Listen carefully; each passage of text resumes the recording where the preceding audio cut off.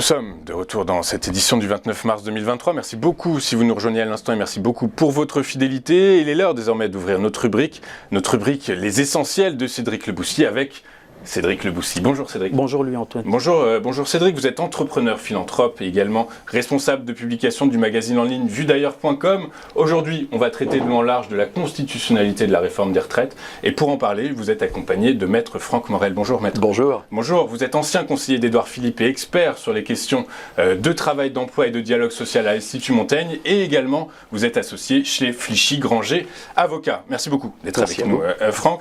Cédric, afin de poser le débat et de poser le débat de cette rubrique, depuis 2008, dans quel cas a-t-on recours au 49.3 ? Disons que l'introduction du référendum d'initiative partagée remonte à une révision constitutionnelle de Nicolas Sarkozy qui modifiait l'article 11 de la Constitution.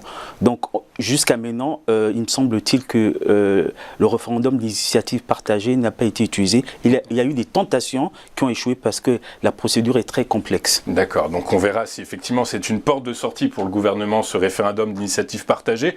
Toujours est-il que on peut se poser la question d'ores et déjà, et c'est la question que tout le monde se pose, Maître, est-ce que le Conseil constitutionnel peut vraiment enterrer la réforme des retraites ? Alors déjà, le Conseil constitutionnel a 1 mois pour se prononcer. Ça veut dire qu'on attend sa décision à peu près aux environs de la mi-avril. Et il va examiner effectivement en long, large, en travers le texte qui lui est soumis. Et il y a 2 sujets sur lesquels il va sans doute être particulièrement vigilant.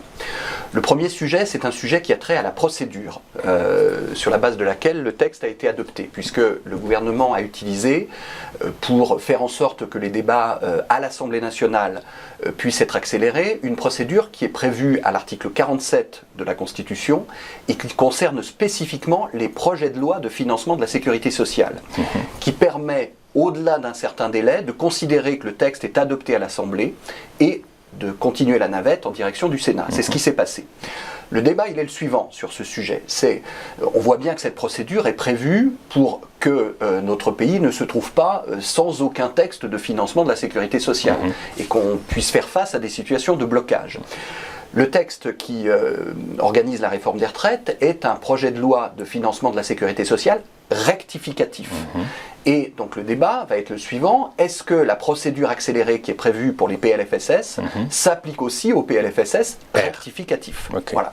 Alors le débat il est important parce que derrière ça, on voit bien que les oppositions mettent en avant des arguments extrêmement politiques sur le respect du Parlement, les procédures d'exception, etc., etc. Et derrière l'examen de ce moyen d'inconstitutionnalité, eh bien c'est tout le texte qui est en jeu. C'est pas certains articles, c'est tout le texte. Soit la procédure est valable et auquel cas l'ensemble du texte est validé, soit la procédure n'est pas valable et auquel cas c'est l'ensemble du texte qui est invalidé. Alors ça s'est produit très rarement sous la Ve République. Il y a eu très peu de textes qui ont été à 100% invalidés, totalement censurés. Oui, il y en a quelques-uns, 3 ou 4 je crois. Oui, d'accord. Voilà, donc quelques-uns, donc c'est très rare et c'est pas le scénario le plus probable. Mais il ne faut pas l'écarter parce que de toute façon le Conseil va être conduit à se pencher sur ce moyen-là. Le deuxième moyen, il est plus ciblé. C'est la question de ce qu'on appelle les cavaliers. Alors c'est quoi un cavalier ? Un cavalier, c'est un article qui n'a pas sa place dans un texte de loi. Pourquoi ? Parce qu'un texte de loi, il poursuit un certain objet, un projet de loi poursuit un certain objet, et vous pouvez avoir des passagers clandestins, si vous me permettez l'expression, qui se glissent dans un texte sur un objet qui n'est pas l'objet du texte. Et il faut bien le constater, la jurisprudence du Conseil constitutionnel sur les cavaliers c'est singulièrement devenu plus restrictive. C'est-à-dire que plus le temps passe, plus le Conseil a une position dure et vigilante sur les cavaliers, étant amené à retoquer, à considérer que des articles X, Y, Z n'ont pas leur place, et notamment dans les textes financiers. Dans les projets de loi de finances, les projets de financement de la sécurité sociale, ça arrive régulièrement que des cavaliers, entre guillemets, soient retoqués. En l'occurrence, présentement, un des cavaliers possibles, c'est l'index senior. Est-ce qu'il pourrait être retoqué ? Alors, on dit effectivement que l'index senior pourrait être retoqué, puisque si vous regardez ce qui est prévu à travers l'index senior, eh bien, ce sont des dispositions qui ne sont pas des dispositions de nature financière. Ce sont des dispositions qui visent à favoriser l'emploi des seniors dans les entreprises. Alors, comme argument de défense de la part des pouvoirs publics, on peut arguer du fait que faire en sorte que les seniors soient maintenus en entreprise, soient maintenus dans l'emploi, c'est quelque chose qui va avoir forcément un impact positif sur les finances publiques, puisque plus de seniors en emploi, c'est plus de seniors qui cotisent et pour lesquels l'entreprise cotise, et donc c'est bon pour l'équilibre des caisses, notamment des caisses de sécurité sociale. Et de l'autre côté, on va dire que c'est très indirect. Cet argument est très indirect, puisqu'il n'y a pas de lien direct dans l'article en question avec le financement de la sécurité sociale. Donc oui, effectivement, on va attendre de manière effectivement spécifique ce que va devenir le sort de cet article. Alors c'est pas le seul, il y a aussi le CDI senior qui a été ajouté par le Sénat, sur lequel un certain nombre de questions se posent un peu de même nature. Très clair. Donc vous nous dites qu'a priori, enfin même pas a priori, a priori le Conseil constitutionnel a un mois pour revoir le texte. Il peut donner sa conclusion, rendre ses conclusions avant? Alors oui, il peut rendre ses conclusions avant, bien sûr, ça arrive de temps en temps. C'est un mois maximum. C'est un mois maximum. Après, vous avez 3 scénarios possibles. Scénario numéro 1, le Conseil censure totalement le texte, et si tel devait être le cas, ça serait sur la base d'arguments liés à la procédure d'adoption du texte. Je ne pense pas que ce soit le scénario le plus probable. Scénario numéro 2, le Conseil valide à 100% le texte. Et scénario numéro 3, qui est sans doute celui qui est le plus probable, le Conseil valide une partie du texte et censure certains articles qu'il va considérer notamment comme étant des cavaliers. Ok, très clair. Écoutez, tout ça, en tout cas, on y sera effectivement très attentif, mais ça ne calmera probablement pas les velléités sociales, la grogne sociale. Du coup, on va se poser la question dans une seconde partie avec vous, Cédric. Comment Emmanuel Macron pourrait faire pour ne pas hypothéquer les 4 années restantes de son quinquennat? A tout de suite sur TFinance.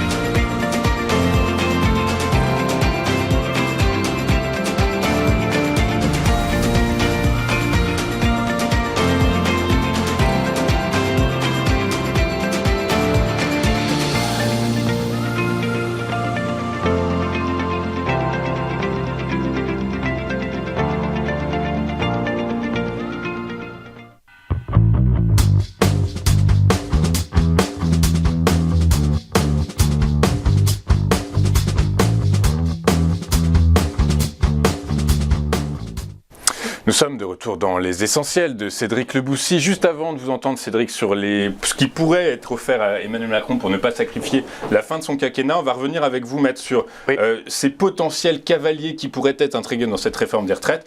Vous nous disiez hors antenne qu'ils pouvaient être évincés par le Conseil constitutionnel, mais revenir plus tard. Oui, parce que si ces dispositions sont censurées parce qu'elles n'ont pas leur place dans ce texte, ça veut dire qu'elles ne sont pas censurées pour leur contenu intrinsèque. Elles sont censurées par le simple fait de ne pas être dans le bon texte. Et donc, il n'est pas impossible, si elles sont censurées, que le gouvernement, dans le cadre, par exemple, du projet de loi sur le travail qui devrait être présenté au Parlement dans quelques mois, réinjecte notamment la mesure d'index senior. C'est même fort probable. Ok, très clair. Écoutez, donc en fait, rien n'est perdu. Rien n'est perdu sur le sujet. Rien n'est perdu sur le sujet. Cédric, qu'est-ce qui est offert à Emmanuel Macron pour ne pas sacrifier son quinquennat? Comme on le disait ici sur ce plateau, la dissolution n'est pas une solution pour moi. Parce qu'on a vu ce qui s'est passé ce week-end. Il y a eu une législative partielle en Ariège. On a vu que le candidat d'extrême droite a été éliminé, le candidat des Républicains éliminé, surtout le candidat de Renaissance, pas des Républicains, parce qu'il me semble qu'il n'y avait pas de candidat des Républicains. Et la NUPS est arrivée premier derrière le Parti Socialiste. Donc, Ça peut être une photographie s'il y avait dissolution, mais je ne pense pas que la dissolution... En revanche, ce qui pourrait se passer, il me semble, c'est peut-être un remaniement gouvernemental. Comme je le disais, si Elisabeth Borne déposait sa démission et qu'Emmanuel Macron reconduisait Elisabeth Borne, peut-être elle élargirait son gouvernement peut-être vers la droite ou vers la gauche. Et ça, c'est possible, vous pensez que... Je pense que c'est possible, mais... L'opposition, a priori, il n'y a aucun de la NUPES mais oui, mais après... élargir au RN, a priori... Oui, mais c'est vrai qu'aujourd'hui, quand on parle d'élargissement de la majorité présidentielle, on pense beaucoup à la droite républicaine, mais il existe aussi des sociodémocrates, notamment le PS, le Parti Socialiste. Donc, je pense qu'il faut s'attendre peut-être à un retour du Parti Socialiste, même si déjà... Alors justement, Cédric, comment est-ce que vous expliquez que le Parti Socialiste revienne sur le devant de la scène alors que pour tout le monde, on avait évincé l'échiquier politique français était désormais le suivant, l'extrême droite, l'extrême gauche et le centre. Mais les erreurs et le manque un peu de professionnalisme politique, si je peux m'exprimer ainsi, de la NUPES. Les gens se rendent compte que l'extrême gauche, la NUPES, la coalition... oui, mais la coalition elle ne favorise pas les sociodémocrates. On voit les comportements des députés de la NUPES à l'Assemblée nationale, c'est pas vraiment des comportements exemplaires. Même là, on parlait de retardement des discussions de la réforme de retraite. 20 000 amendements. Donc vous voyez que tout ça, beaucoup de Français regardent avec ça et ils se disent que c'est pas possible. Donc il est fort probable que le Parti Socialiste ressorte gagnant dans ce combat entre guillemets qui se passe. Donc c'est de bon augure pour les Républicains ? Des Républicains au sens large du terme, que ce soit les Républicains à droite ou les Républicains à gauche, il me semble. Ok, très clair. Bah écoutez, on verra ça. Maître, quelles sont les autres possibilités ? Comment est-ce que... alors, c'est Laurent Berger qui expliquait vouloir mettre en pause cette réforme. Est-ce que et il faisait référence au référendum d'initiative partagée. Est-ce que c'est réellement... Pourquoi est-ce que ça mettrait en pause Non, c'est la procédure, comme l'a dit Cédric tout à l'heure, la procédure de référendum d'initiative partagée est une procédure extrêmement longue, lourde et aléatoire, puisqu'il faut déjà que le Conseil constitutionnel admette cette possibilité dans le cas d'espèce. Il faut ensuite réunir plusieurs millions de signatures, et dans l'hypothèse même où ces millions de signatures seraient réunies, il faudrait ensuite que les deux chambres du Parlement, l'Assemblée et le Sénat, votent le recours au référendum. Donc on n'est pas rendu, si vous me permettez l'expression. Ce serait une très longue pause. Ce serait une très longue pause.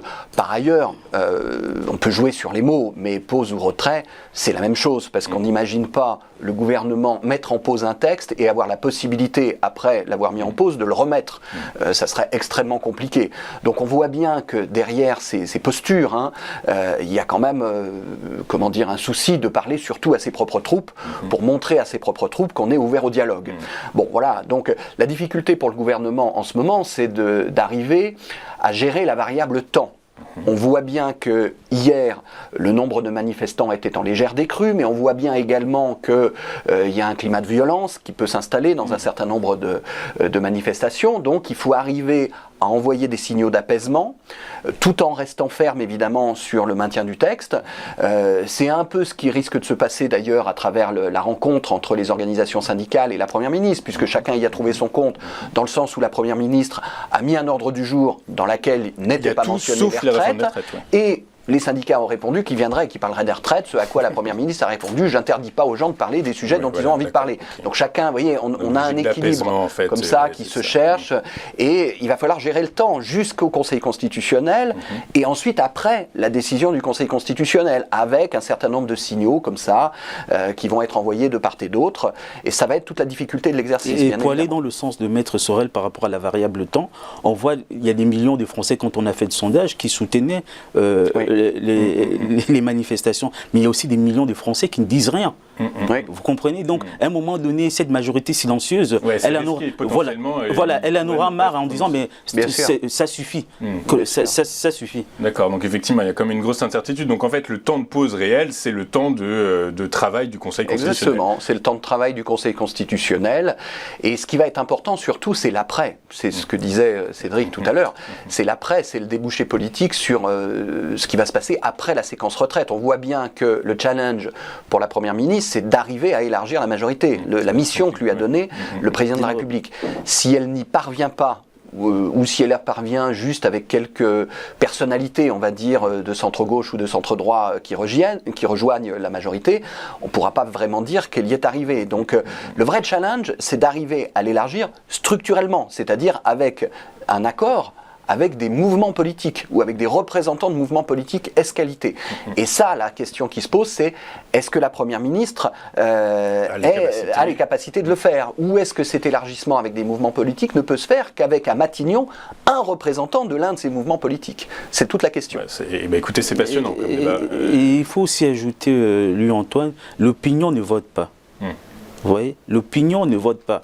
Là, on confond des débats politiques et des débats d'opinion. C'est ce qui est très dangereux avec ce qui se passe en ce moment. Oui, les gens ont le droit de manifester. Oui, les gens ont le droit de donner leur avis sur un sujet, tout ça. Mais il y a aussi une procédure politique, une procédure constitutionnelle qu'il faut suivre. Donc, même si on a des millions de gens dans la rue, est-ce que ça veut dire qu'ils sont légitimes? Vous voyez ce que je veux dire? Ça remet peut-être la démocratie, oui, c'est le jeu démocratique, mais c'est très important. Il faut souvent faire attention entre les débats d'opinion et les procédures même purement politiques et démocratiques. Si on écoutait l'opinion, je vous le répète tout le temps ici, si on écoutait l'opinion, la loi sur la peine de mort, elle serait maintenue. Absolument, on n'aurait jamais aboli la peine de mort si on écoutait les sondages d'opinion. Bon, bah écoutez, un dernier mot, on va peut-être pas rester là-dessus, s'il vous plaît. Bon, en tout cas, c'était passionnant, merci beaucoup à tous les deux d'avoir été avec nous aujourd'hui. Donc on sera hyper attentif à la décision du Conseil constitutionnel. Une dernière question, est-ce que si le Conseil constitutionnel valide à 100% cette réforme, Emmanuel Macron peut la retoquer encore ? Il peut demander une nouvelle délibération à l'Assemblée, mais je pense qu'il ne le fera pas. Oui, c'est complètement utopique, c'est sûr, mais en tout cas, techniquement, il pourrait le faire. Ok, merci messieurs d'avoir été avec nous. Cédric Leboussy, entrepreneur philanthrope et rédacteur responsable de publication du magazine en ligne vuedailleurs.com, maître Franck Morel, ancien conseiller d'Édouard Philippe et expert sur les questions du travail, d'emploi et de dialogue social à l'Institut Montaigne et surtout associé chez Flichy Granger Avocat. Merci beaucoup messieurs d'avoir été avec nous. On marque une rapide courte page de publicité, on se retrouve juste après pour notre point bourse. À tout de suite sur Téléfinance.